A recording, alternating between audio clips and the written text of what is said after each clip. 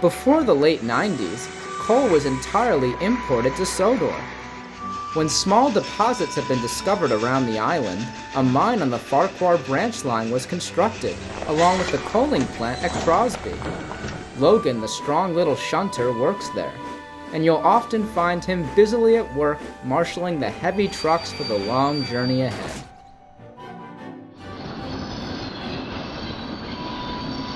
Come on, Fred, chop chop, we gotta get moving here.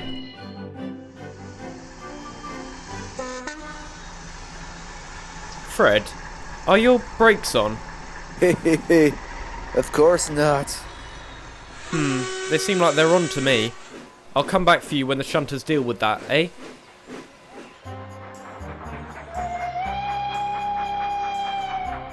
Ugh, disgusting. This place is always such a pigsty. Percy or, well, Porter should be collecting these trucks, not an engine of my reputation. Nice to see you too, James. Ah, hey Hector. Good to see you. Tell me, do I have to collect my trucks myself, or will another engine be doing the honors? Quit complaining, Red. I'm on it. Don't call me Red. My name is James, and who are you supposed to be? You know what? Doesn't matter anyway, does it? I can hardly keep track of all these shunting engines. Anyway, I am parched. It's about time I had a drink. Sure thing, Sarge.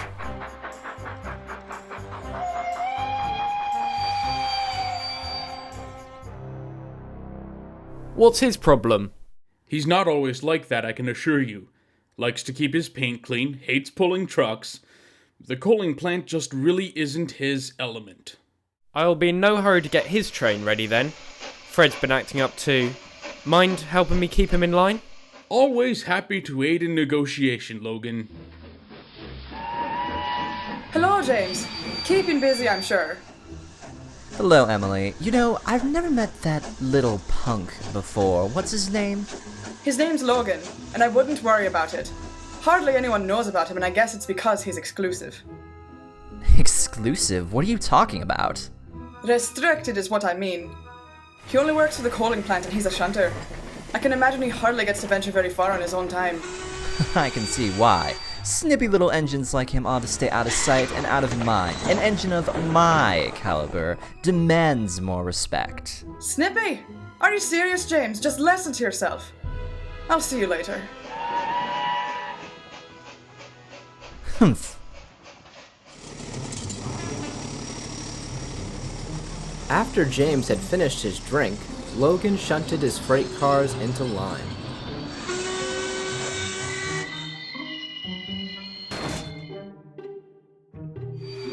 Watch out for the bend there, James.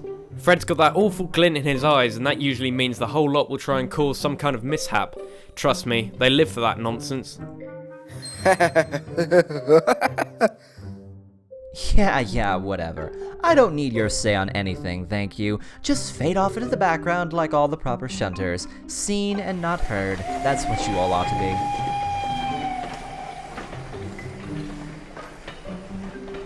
be. Well, crumbs. Stuck up, isn't he? Do you think he took my advice? Well... No. Okay, slow down. Oh, okay, I'm gonna feel that in the morning. James lay battered and bruised at the edge of the sharp bend. His driver and fireman had jumped clear and gone for help, but it was certain that James would not be going anywhere anytime soon. Well, at least isn't as bad as falling into the Fenland. Gotta count your blessings somewhere. Okay, that hurts. Shortly after the incident, the foreman spoke to Logan. Logan, we've just received some news. James didn't even get 3 miles down the line before crashing into a heap. It looks like we'll have to find another engine to fill in for him. You know what? Let me have a go at it then. About time I had the chance to stretch my wheels. I don't know. Who will tend to the trucks? Have those louts shunt their own trucks for a day. Fade into the background. Forget that. I'm gonna fight my way to the forefront. No, that's some fine determination. I'll make the arrangements. Oh, where am I headed, by the way? That's probably an important thing to know. Croc's scrapyard. They need the coal for the furnaces.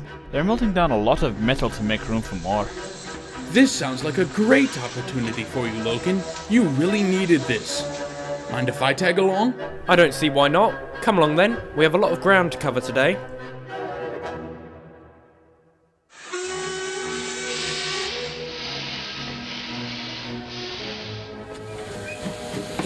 I don't usually take these things so personally, but I didn't like the way James spoke to me before. They can be like that sometimes, but they mean well, really. Sometimes tender engines can be a little too big for their buffers. Tender engines is right. Ugh, their egos are so bloody delicate sometimes. Looks like this is my day to test my mettle and show those blinkered old louts how useful I can be.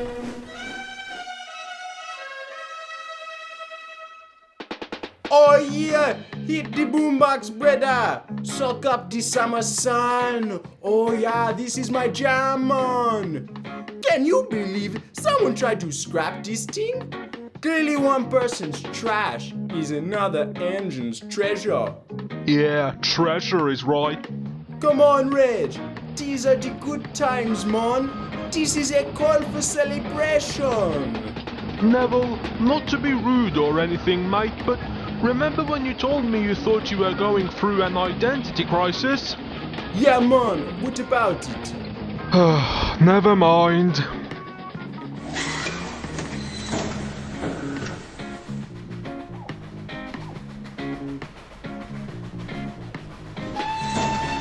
Lunch hour is over, gents.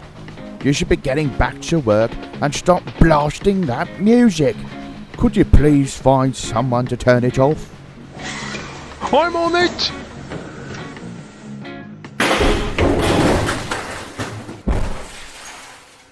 You bust me a boombox, man. Oh dear, such a shame, ain't it? Just then, to Reg and Neville's surprise, Logan arrived to Croc's scrapyard. Hello there, chaps. I've brought some trucks for you, compliments of the Crosby coaling plant. Thanks, mate, but wasn't James supposed to be making that delivery? Yeah, man. Looks like we got an imposter up in here. Don't worry, I'm not an imposter. My name is Logan. I'm the shunter that works at the coaling plant. James had an accident, so I've brought these trucks here for him. You might say I'm new round here. Oh, well, pleased to meet you, Logan. Reg is the name. Forget what Neville said about being an imposter. He's a true gentleman, really. I guess, like the rest of us, he's struggling to find himself. A pleasure to make your acquaintance. The feeling is mutual then. If it's not too much trouble though, would you need an extra pair of buffers out here? I'd love to help out if I could. I can vouch for his character. He's a rough and tumble type and very strong. I'm sure he will be of use to you. Well, I suppose that wouldn't be a problem. A brilliant notion by the sound of it. I'm Harvey, by the way. But I'm sure the manager will agree, especially because these blokes have been loafing around all day. Hey, What? that was uncalled Come on, for, man. seriously? To Logan's delight, his superiors agreed to the temporary arrangement, and he soon set to work. After shunting Hector and the rest of the coal delivery to the furnaces, he bustled to and fro, moving the long lines of scrap into their proper places. Neville, Reg, and Harvey were very impressed with his determination and productivity, but were becoming concerned that Logan seemed a bit too anxious. James's harsh words from earlier were still fresh in his smoke box, and it was apparent that he was bolting around the scrapyard like he had something to prove. As the day's work was coming to a close, Harvey congratulated the ragtag group. Well, I never. Kudos all around. All we had to do was buckle down and put in the extra mile. What do you say, Reg? Do you think we could call it a day? I'd say everything looks superb. Oh, wait, there's just a few trucks over there that need to be shunted. Can someone... Don't worry, I'm on it. Logan, wait, slow down. Mate? Where you going, Oh man? crumbs. Logan, are you okay? Yes, I'm fine. I'm not hurt, I just got a little too excited. We've noticed. Is something bothering you? My name is James, and who are you supposed to be? You know what? Doesn't matter anyway, does it? I can hardly keep track of all these shunting engines. Yeah, whatever. I don't need your say on anything, thank you. Just fade off into the background like all the proper shunters. Seen and not heard. That's what you all ought to be. Oh, no. Okay, slow down. Oh, God!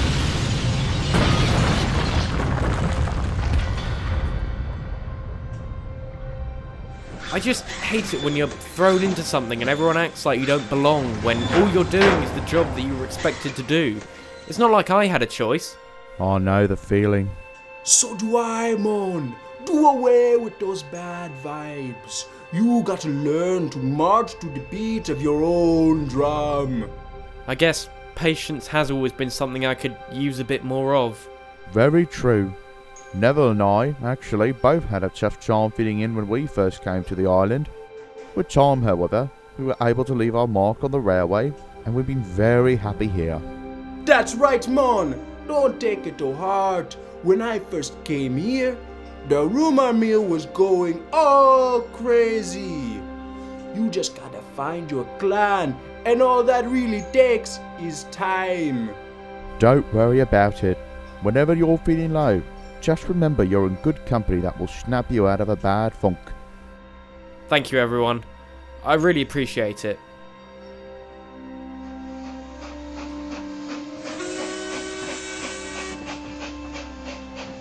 Farewell, Logan. It was great to meet you. Bye, Logan. Thanks for your help, mate.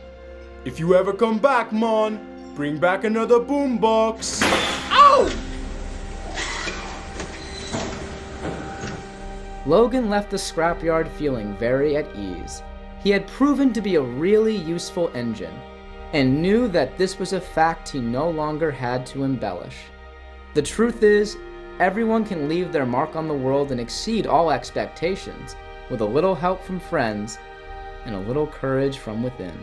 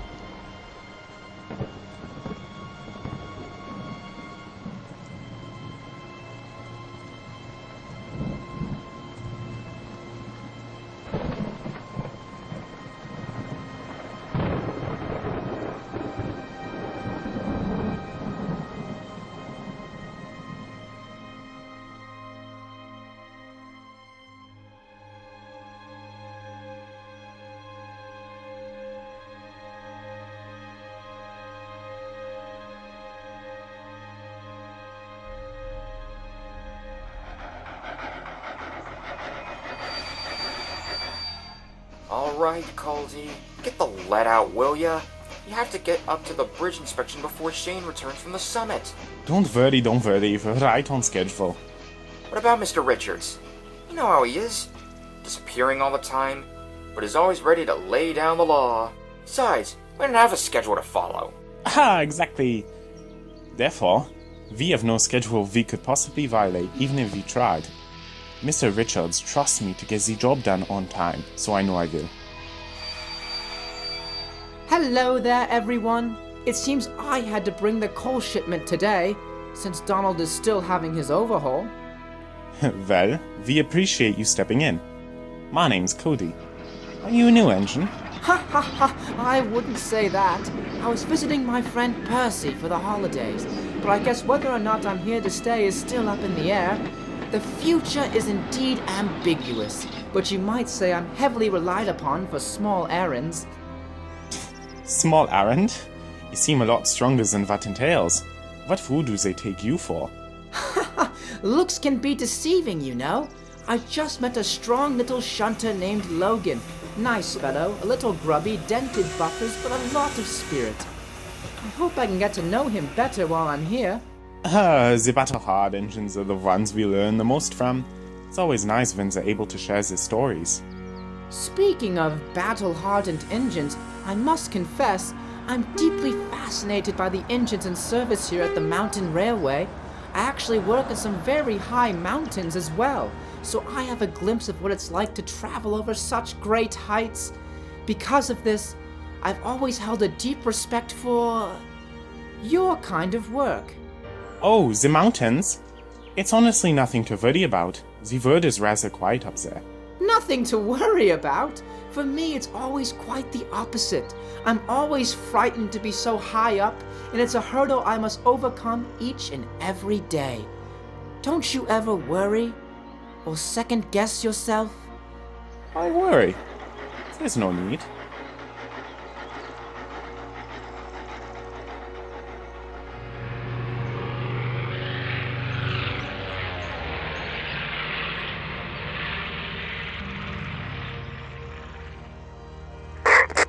Alaric and Patrick have arrived at Summit Hotel safely. Shane is now approaching Summit.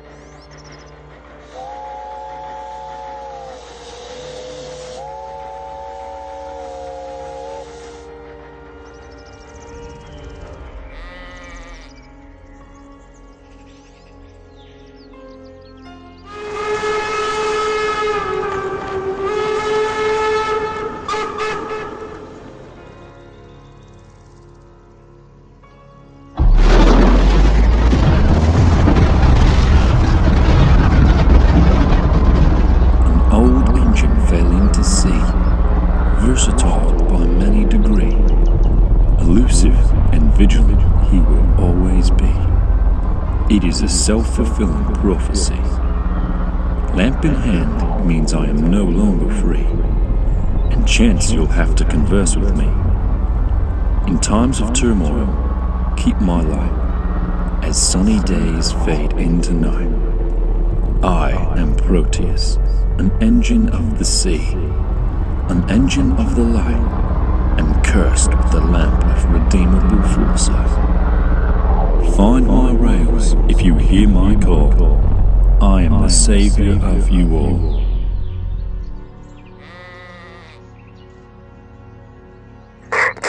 Cody has had an accident. I repeat, Cody has had an accident.